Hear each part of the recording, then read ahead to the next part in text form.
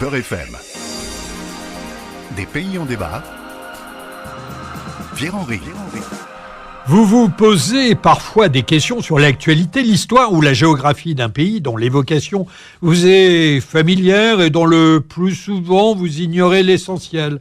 Un pays en débat vous fournit l'occasion d'une mise à jour en quelques minutes et c'est aussi et surtout la possibilité de s'interroger tous ensemble sur les libertés individuelles et collectives à l'œuvre dans le pays ausculté. Un pays en débat, c'est alors la rencontre avec un ou une spécialiste du pays que j'interviewe. Ça vous plaît? Alors suivez-moi, nous sommes bien sur Beurre FM.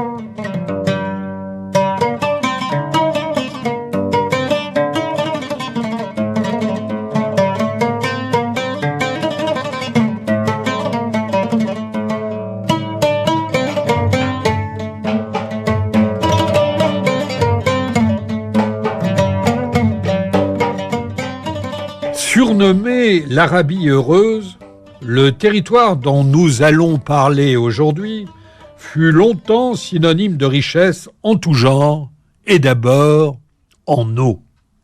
Situé au sud de l'Arabie saoudite, aussi grand que la France, comptant près de 30 millions d'habitants, cette désignation appartient aux temps anciens. Aujourd'hui, la sécheresse a tout ravagé. Mais plus encore, les guerres qui y sévissent depuis près de 50 ans. Oui, c'est bien du Yémen dont je vous parle.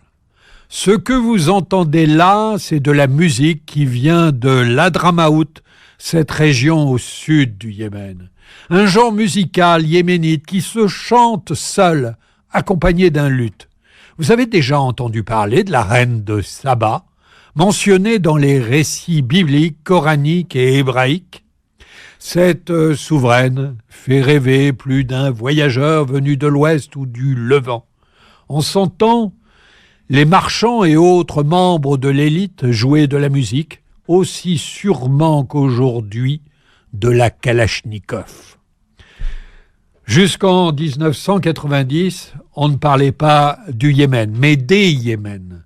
Au nord, la République arabe du Yémen, ancien royaume musulman et d'inspiration nassériste, qui naît en 1947 d'un coup d'État. Au sud, après une occupation britannique longue, on proclame la République populaire du Yémen en juin 1969. Mais fin 70, la branche marxiste du FLN prend le pouvoir. Elle ambitionne de dissoudre les structures de pouvoir tribales pour avancer vers une société sans classe. Elle annonce immédiatement la dépossession des cheikhs et des sultans de tous leurs titres et droits fonciers, interdit les noms tribaux et le port du poignard traditionnel. La République démocratique populaire du Yémen, affaiblie par des divisions internes et une baisse de l'aide soviétique, ne tarde pas à envisager une unification avec sa voisine du Nord, la République arabe du Yémen. Le 22 mai 1990, la République démocratique populaire du Yémen est fondue dans la République arabe du Yémen. Le Sud et le Nord sont réunifiés.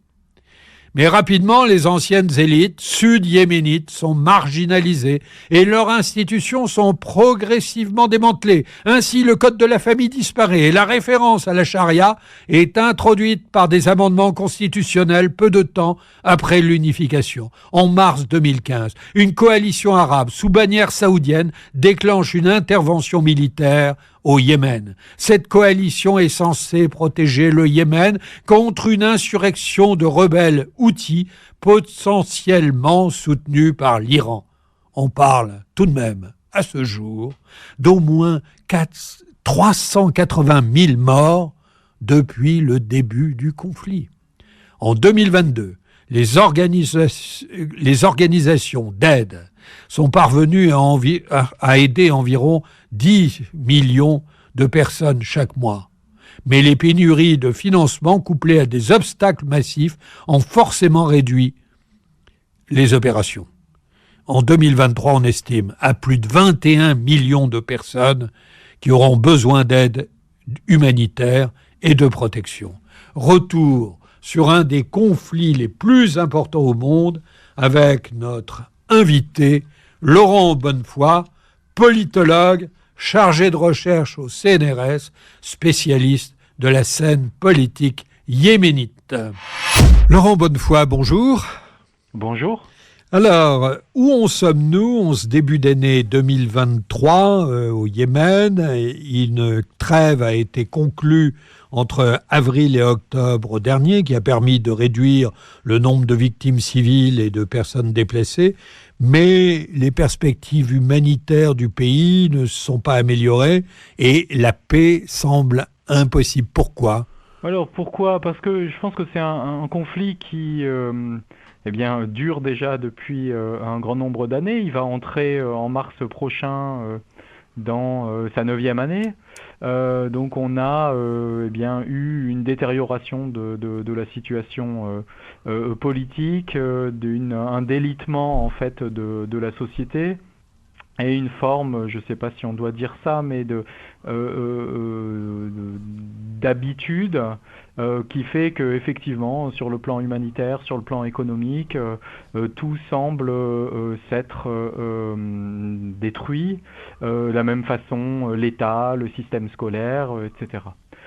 L'année 2022, comme vous l'avez dit, elle a été caractérisée par un certain espoir, c'est-à-dire qu'on a eu une trêve qui a été renouvelée plusieurs fois, mais pas en octobre 2022.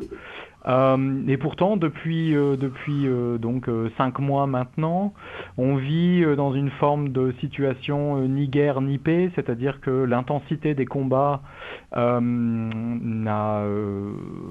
s'est atténuée, y compris malgré en dépit du non-renouvellement. Mais il y a une forme d'attentisme aujourd'hui. Donc il est difficile, on ne peut pas penser que la paix est impossible, d'autant plus qu'il y a de nombreuses rumeurs ces derniers jours concernant un accord, alors qui pourrait être un accord tacite, entre la rébellion houthiste et puis l'Arabie Saoudite. Donc ça ne mettrait malheureusement pas fin à la guerre, mais ça constituerait une étape qui est importante. D'autant plus que les bombardements saoudiens ont été depuis 2015 les plus meurtriers d'une part et puis les plus destructeurs des infrastructures, des villes au Yémen. Mais alors, Laurent Bonnefoy, vous venez de parler des Houthis. Alors, qui sont-ils? Par qui sont-ils soutenus et que veulent-ils?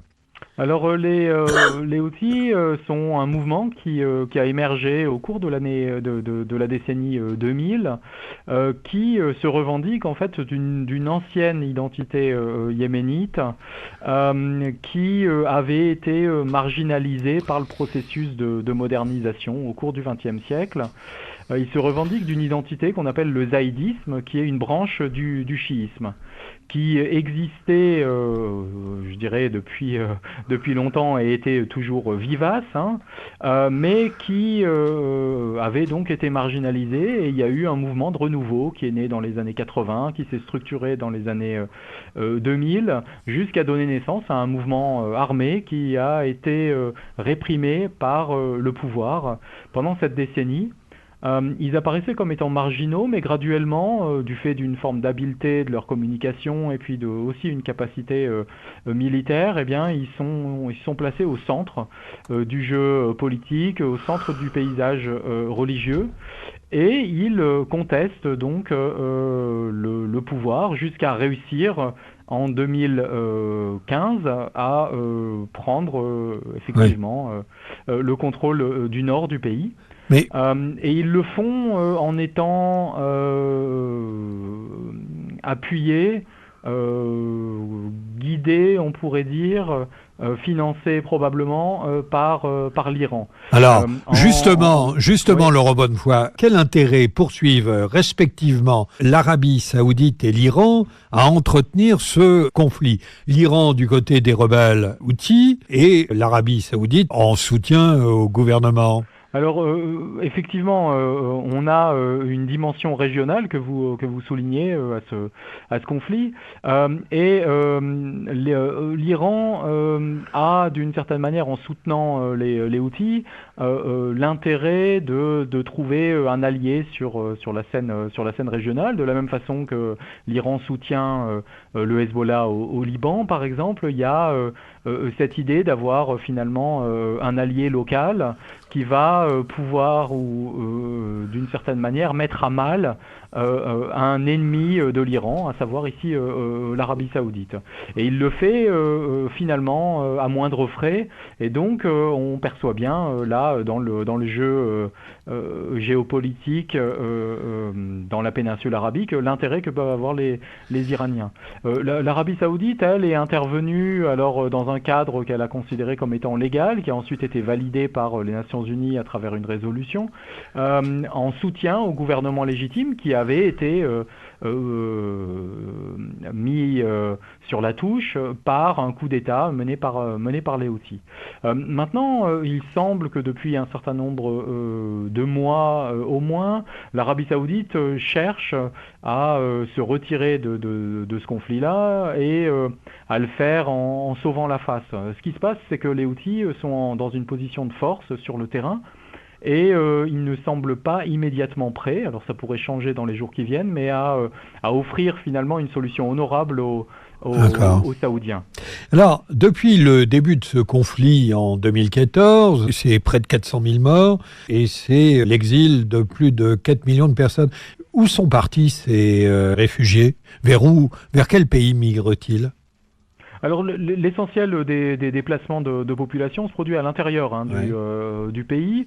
On a eu par exemple une ville qui était relativement marginale il y a quelques années, qui est devenue un centre urbain très important, c'est la ville de Mareb, qui était un lieu dans lequel se sont notamment réfugiés les opposants autistes qui venaient de la capitale. Donc on a une reconfiguration, je dirais, de la géographie à l'intérieur. Et puis après, il est vrai qu'il y a un certain nombre de Yéménites. Alors les chiffres sont difficiles à obtenir, notamment parce que les pays d'accueil, beaucoup les pays du Golfe, donc l'Arabie saoudite essentiellement, eh bien, sont des pays qui ne sont pas signataires des conventions de Genève et donc ne fournissent pas au HCR des chiffres qui sont précis. Donc c'est difficile de savoir combien il y a de Yéménites dehors. Et puis, mais il y en a un très grand nombre. Hélas, cette guerre continue. Vous voyez une perspective de sortie de crise ? En fait, il y a deux niveaux. Il y a un niveau qui est celui, je dirais, diplomatique, donc les ramifications régionales de la guerre, où là, je pense qu'on peut être raisonnablement optimiste. Penser que dans les mois qui viennent, du fait de la volonté, notamment des Saoudiens, de s'extraire de ce bourbier, qui est qualifié de Vietnam, un peu des Saoudiens, parce que sur le plan militaire, ils n'ont rien réussi de très probant.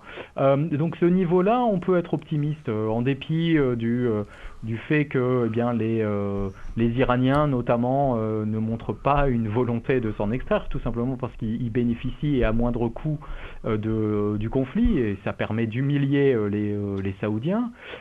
Mais il reste qu'au niveau, je dirais, local et au niveau national, le conflit demeure extrêmement ancré. C'est sur ces mots d'optimisme que nous allons terminer là notre entretien. Merci beaucoup. Je rappelle que vous êtes politologue, chargé de recherche au CNRS et que vous êtes spécialiste de la scène politique yéménite. Un pays en débat, c'est terminé pour cette semaine. C'est une émission présentée par France Fraternité, produite par Beurre FM. Merci à Zora et Alice pour leur collaboration. C'était Des pays en débat, en partenariat avec France Fraternité.